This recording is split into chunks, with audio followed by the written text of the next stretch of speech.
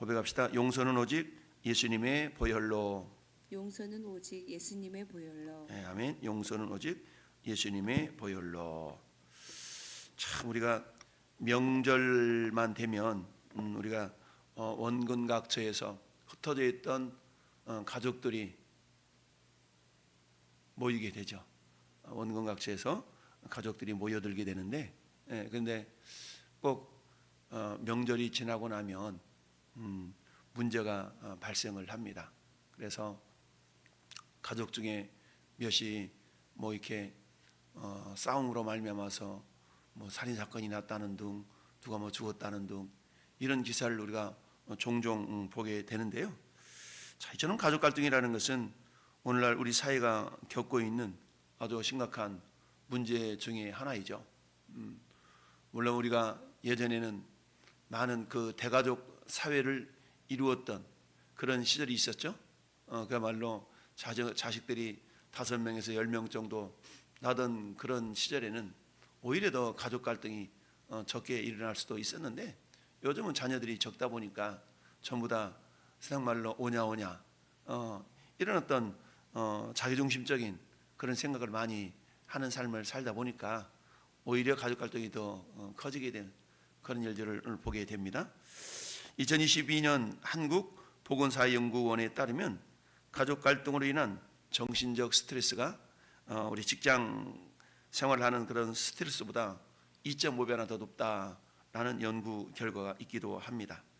이처럼 대부분의 가정에서는 크고 작은 그런 갈등들이 있게 되죠. 특별히 우리 오늘 묵상하고 있는 이 이삭 두 아들 에서와 야곱에 대한 갈등은 그 원인이 물론 근본적으로 따져가 보면 인간의 죄 때문에 나타난 현상이지만, 그러나 표면적으로 본다 그러면 이삭은 에서를 사랑했고 리브가는 야곱을 사랑했다라고 이야기를 합니다.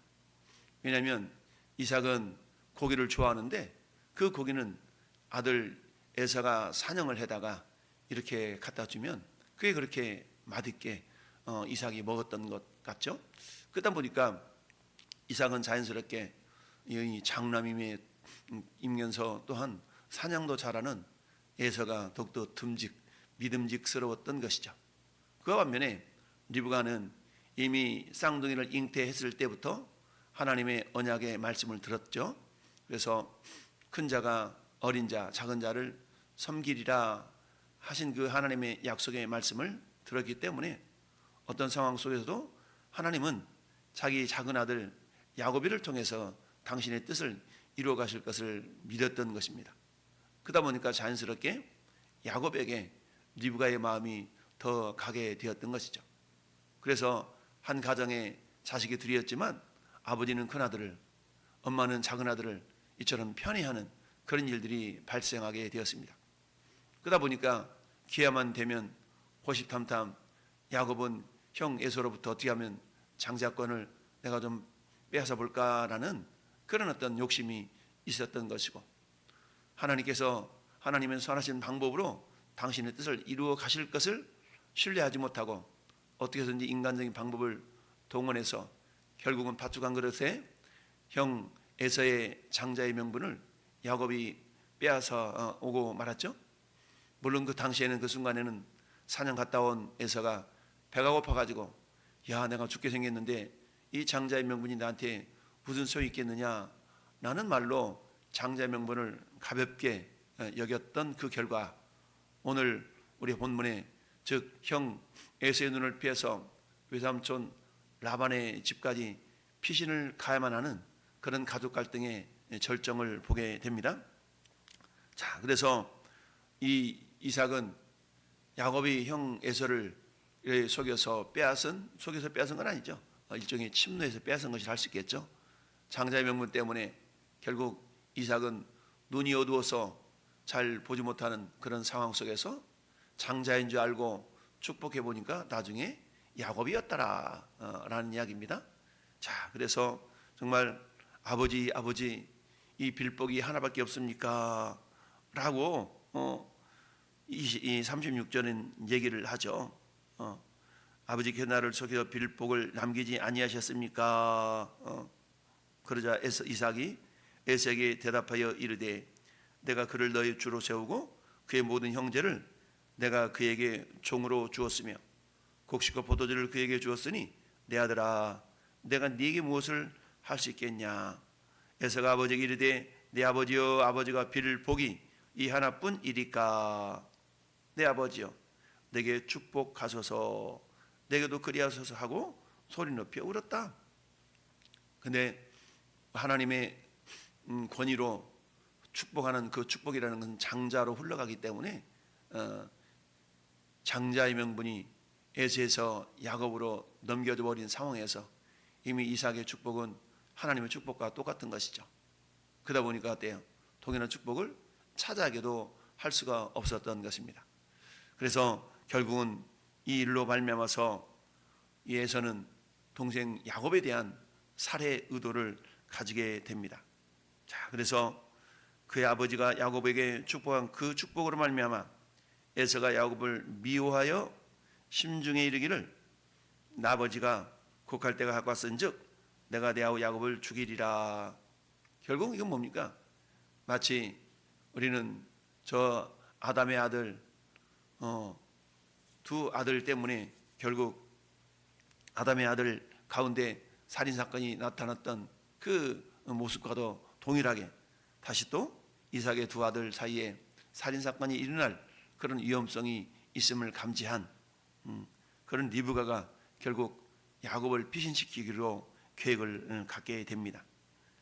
자, 가인과 아벨의 그 처참한 우리 어제 살펴봤던 것처럼 긍휼한 마음을 갖지 못한다면 이웃이 내 몸처럼 여겨지지 않기 때문에 어때요? 내 육신의 욕심을 채우기 위하여서 결국은 죄악의 열매가 맺혀질 수밖에 없다라는 것을 우리가 보았는데요. 맏아들 에서의 이 말이 리브가에게 들림에 이에 사람을 보내어 작은 아들 야곱을 불러 그에게 이르되 내 형 에서가 너를 죽여 그 한을 풀리하니 너는 빨리 어때 준비해서 일어나서 하란으로 가서 내 오라버니 라반 즉 야곱 입장에서 본다 그러면 외삼촌이죠. 외삼촌으로 피신하여 내 형의 노가 풀리기까지 몇 날 동안 함께 거주하라. 근데 이 몇 날이 얼마 걸렸어요? 결국 이 몇 날이 20년이라는 세월로 바뀌고 말았죠.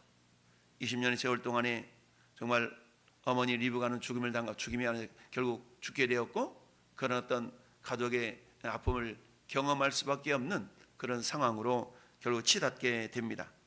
이건 결국 뭘 의미합니까? 죄의 결과로 찾아온 가족의 어떤 분열의 모습인 것이죠. 그 원인은 어찌 보면 이삭과 리브가가 가졌던 편애로 말미암는 어떤 그런 죄의 결과다라고 말씀할 수가 있습니다. 여러분 로마서 6장 23절 말씀에 죄의 삭은 사망이요라는 말씀이 있죠. 죄의 삭은. 그래서 결국 가족이 정말 이런 어떤 극단적인 상황, 죽음이라는 것은 극단적인 거 아니겠습니까? 극단적인 상황에 놓이게 되었습니다. 자, 이처럼 편애로 말미암아 나타날 수 있는 이런 가족의 어떤 갈등이라는 것은 비단 이 이삭의 가정에 뿐만 아니라 오늘 이 시대를 살아가는 오늘날의 모든이 아니라 대부분의 가정 속에서 일어날 수 있는 그런 가능성들이 있는 거 아니겠습니까? 자, 그러다 보니까 이 가족 갈등, 자, 제가 알고 있는 어떤 분의 자녀들도 이런 일들이 발생한 것을 듣게 되는데요. 이분 역시 그렇습니다. 자기 자식이 둘이었는데 그 자식에 대한 편애가 있었던 것이죠. 아버지는 큰 놈을, 어머니는 작은 놈을, 이런 어떤 상황 가운데서 결국은 두 아들이 안타까운 자살을 선택하는 그런 일들이 발생한 것을 보게 되는데요. 이와 같이 이 이삭 시대나 오늘 이 시대나 가족의 갈등이라는 것은 어찌 보면 부모님의 편애로 말미암은 경우가 있을 수가 있다라는 이야기인데요. 이것은 우리 인간의 내면 속에 도사리고 있는 죄의 모습들이다라고 볼 수가 있죠. 결국 형을 속여서 장자권을 빼앗았던 야곱은 그 대가를 톡톡히 치러야만 하는 그런 현실을 맞닥뜨리게 되었던 것입니다. 그럼에도 불구하고 우리 하나님은 어떻습니까? 이런 야곱을 통하여서 12 아들을 태어나게 하셨고 그 12 아들 가운데 유다 지파를 통하여서 예수 그리스도가 이 땅에 오게 되는 그런 통로로 사용하신 걸 보게 됩니다. 이런 상황을 우리는 로마서 8장 28절의 말씀을 늘 묵상하게 되죠. 하나님을 사랑하는 자, 곧 그 뜻대로 부르심을 입은 자들에게는 모든 것이 합력하여 선을 이루시느니라 라고 말씀하고 있습니다. 그렇습니다. 여러분, 형 에서가 야곱을 죽이려 하는 그 계획은 결국 수포로 돌아가게 하죠. 돌아가게 되죠. 이걸 통해 알 수 있는 건 뭡니까? 악인의 계획은 아무리 멋들어진다 할지라도 그것은 궁극적으로는 실패할 수밖에 없다라는 것을 우리가 알 수가 있습니다. 왜냐하면 하나님의 선하심이 이 모든 상황에서 반드시 합력하여 복이 되는 쪽으로 인도해 가시기 때문입니다. 여러분, 단기적으로는 악인이 승리한 것 같지만 그러나 장기적으로는 반드시 의가, 하나님의 공의가 승리할 수밖에 없었던 것입니다.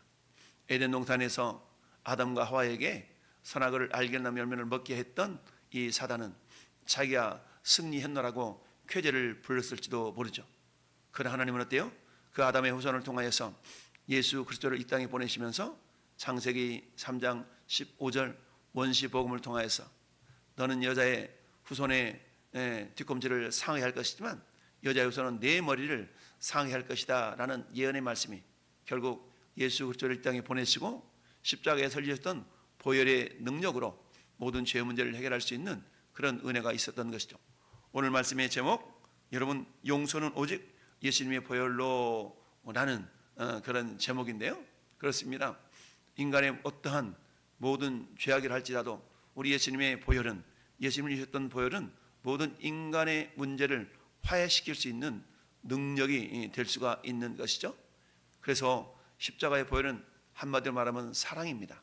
여러분, 사랑의 힘은 그 어떤 죄악보다 더욱더 강력한 것을 보게 됩니다. 그래서 죄의 삭은 사망이지만 하나님의 은사는 그리스도 예수 우리 주 안에 있는 생명 영생이니라 라고 말씀하고 있습니다. 비록 이삭의 두 아들 에서와 야곱이 갖는 이 갈등의 문제는 그것이 해결되기까지는 20년 이상의 세월이 흘렀던 것이죠. 리브가는 그저 몇 년이면, 아니 몇 달이면, 아니 며칠이면 형 에서의 노가 풀려질 것이라고 생각을 했죠. 그렇지만 그렇지 않았습니다. 결국 20년이라는 세월이 흘러서야 비로소 형 에서가 마음을 돌이키게 된 것을 우리가 보게 됩니다.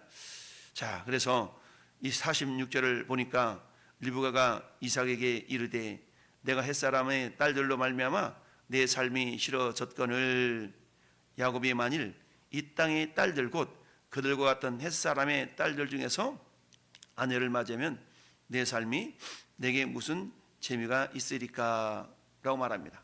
여러분, 이 모습은 저기 26장 34절 보면 에서가 40세에 헷 족속 부엘리의 딸 유딧과 헷 족속 엘론의 딸 바스맛을 아내로 맞이했더니 그들이 이삭과 리브가의 마음에 근심이 되었더라 라고 이야기를 하고 있어요. 이 모습인 것이죠. 즉 에서는 이방 여인을 아내로 맞이한 이 모습 때문에 결국 리브가 마음을 상했다라고 볼 수가 있어요. 이건 오늘날 무엇을 의미합니까? 아무리 사이가 좋아서 아내를 이렇게 맞이하는데 그 아내가 한마디로 말하면 불신 여인이었다. 거꾸로 여자가 믿음의 사람이고 남자를 사랑했는데 그 남자가 불신 남자였다. 이런 상황과 똑같은 것이죠.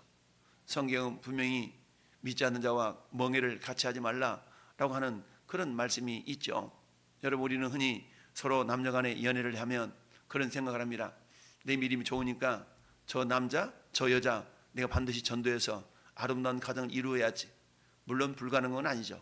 그러나 그 과정에는 엄청난 고난과 역경과 시련이 대가가 따르게 됩니다. 심지어는 어때요? 자기 믿음마저도 잃어버리게 되는, 자기 믿음마저도 팔아먹어버리는 그런 일들이 얼마나 많습니까? 우리 주변에는 그런 일들을 쉽게 볼 수가 있습니다. 따라서 우리는 철저하게 우리 자녀들이 가정을 이룸에 있어서 믿음의 가정을 이룰 수 있도록 우리가 부단히 노력하고 기도하고 인도해 주어져야만 됩니다. 그런데 어땠습니까? 현실은 그렇게 녹록하지만은 않죠. 우리 주변을 바라봅시다. 내 주변에 있는 우리 자녀들이 어떤 삶을 살아가고 있는가? 당장의 눈에 보이는 모습에 있어서는 그게 평안한 것 같지만 결국 하나님의 말씀은 어떻습니까? 결국 믿지 않는 자들과 결국 불신자들과 멍에를 같이 하는 그 삶 자체는 복이 되지 못하는 것을 우리는 주변에서 쉽게 볼 수가 있습니다. 오늘 본문이 그것을 예표한다라고 말씀하고 있는데요. 결국 리브가는 불신 여인들과 결혼을 해서 아내를 맞이한 그 에서의 모습이 그저 탐탁지가 않았던 겁니다. 근데 하물며 그곳에 가만히 있다가는 자기 아들 야곱마저도 이런 일이 일어나지 않을까라는 그런 마음이 있었던 것이죠.